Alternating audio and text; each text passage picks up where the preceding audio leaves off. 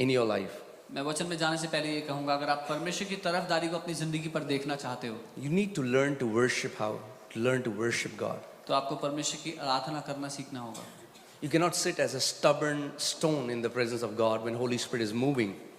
परमेश्वर की उपस्थिति में जहां उसका आत्मा मंडरा रहा है, आप एक ढीठ पत्थर की तरह If you don't respond, अगर आप उसमें जवाब ना दें, God will never force things on you. तो परमेश्वर कभी जबरदस्ती नहीं करेगा आपके. And I understand we learn all the things in the kingdom. और मैं जानता हूं कि हम राज्य में सारी बातें सीखते हैं, So learn. तो सीखें. Learn how to be a worshipper. Worship is not just singing songs. सीखें कैसे आराधक होना है. आराधना के Real worship comes out from the depth of your belly. सच्ची आराधना आपके भीतर, आपके अंतर्स्करण से निकलती है. Real worship is when maybe you don't know any song, सच्ची आराधना तब है शायद जब आपको कोई गाना but this ना पता. thankfulness comes out of your innermost being as you are exalting God, as you are lifting His name high. लेकिन ये धन्यवादिता आपके वजूद के बीचों बीच से निकलती है जब आप परमेश्वर के नाम को ऊंचा उठाते हैं, उसको धन्यवाद देते हैं. There is something about worship. See, again, as I'm saying, let me repeat it again, that worship is not just singing songs. आराधना के बारे में कुछ खास बात है, और मैं दोबारा दोहराऊंगा कि आराधना सिर्फ गाने गाना नहीं है. Okay, it's a part of worship. गाने गाना आराधना का But हिस्सा. I can sing 10 songs and maybe I have not worshipped God. लेकिन हो सकता है कि मैं 10 गाने गाऊं और मैंने परमेश्वर की आराधना ना की हो. Amen. Worship is beautiful, singing songs is beautiful, आराधना खूबसूरत है, गाने गाना खूबसूरत है, right? But worship is more than singing songs. लेकिन आराधना गानों से बढ़कर है. Amen. Do you know you worship God with your body? आप जानते हैं आप परमेश्वर की आराधना अपने शरीर से करते हैं. Apostle Paul says, lift up your holy hands in the presence of God. पौलुस प्रेरित कहते हैं अपने पवित्र हाथों को परमेश्वर की उपस्थिति में उठाओ. Oh, pastor, I don't know how to play good guitar. You don't have to know how to play guitar if you can lift up your hands. ओ पास्टर, मुझे गिटार बजाना नहीं आता. आपको गिटार सीखने की आवश्यकता नहीं है अगर हाथ उठाना आता है तो. Do you know how to lift up your hands? हाथ उठाना आता है Then you can be a worshipper तो आप आराधक हो सकते हैं, and a powerful worshipper. और एक शक्तिशाली आराधक हो सकते हैं. Lifted hands are one of the most powerful weapons in the kingdom of God. उठे हुए हाथ सबसे शक्तिशाली हथियारों में से हैं राज्य में.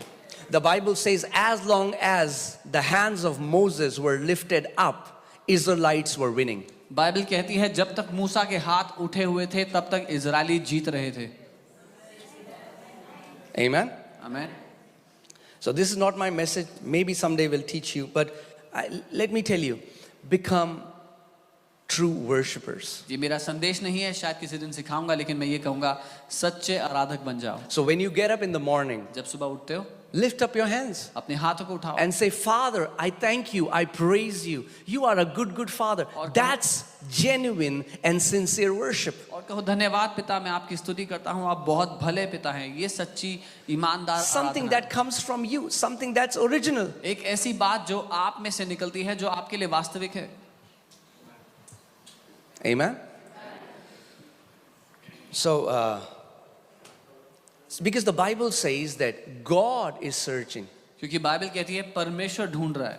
God is looking for, Jesus said, for the Father is searching for true worshippers. Who is searching? The Father. यीशु ने कहा पिता ढूंढ रहा है सच्चे आराधकों को. कौन ढूंढ रहा है? पिता ढूंढ रहा है. Amen. आमीन. True worshippers. सच्चे आराधकों को. You are in heaven's most wanted list if you are a genuine worshipper. आप स्वर्ग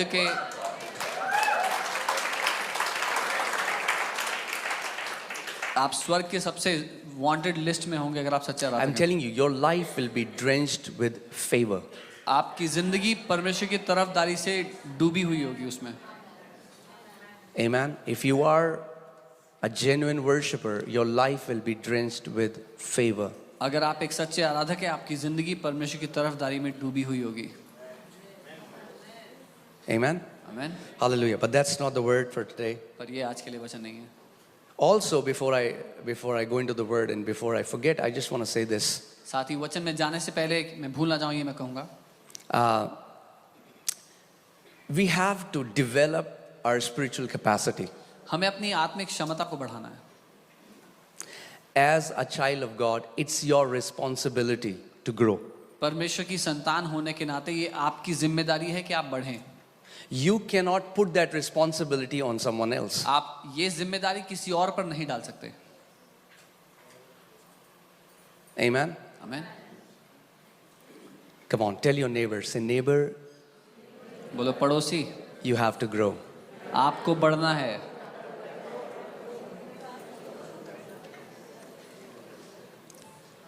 Amen. आमीन.